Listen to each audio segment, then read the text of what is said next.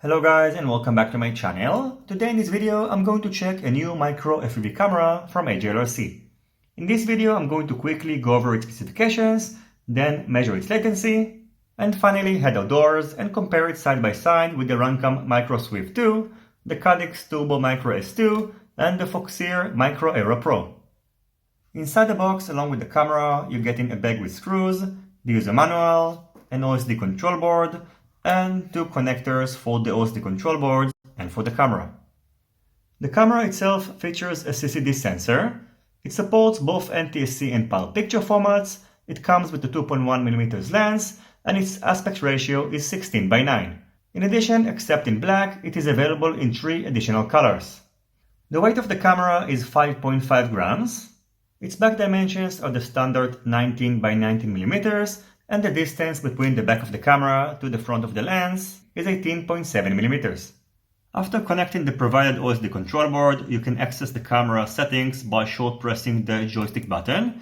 Over here you can set the auto exposure, the white balance, day night mode. You can access the video settings, which are going to enable you to set the contrast, sharpness, color gain, DNR, the transfer mode, which you shouldn't set because I think that you might break the camera if you're going to change the setting.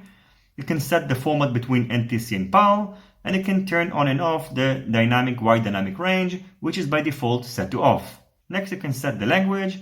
You can reset the camera to the factory default settings, and you can save and exit the menu. The next thing I've done is to measure the latency of the camera.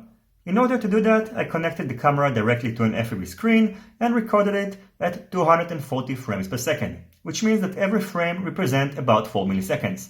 First, I tested the camera when the picture format was set to NTSC, and it took 6 frames for the screen to go completely dark after I turned off the light in my room, so I can estimate that when the camera is set to NTSC, the latency is about 25 milliseconds.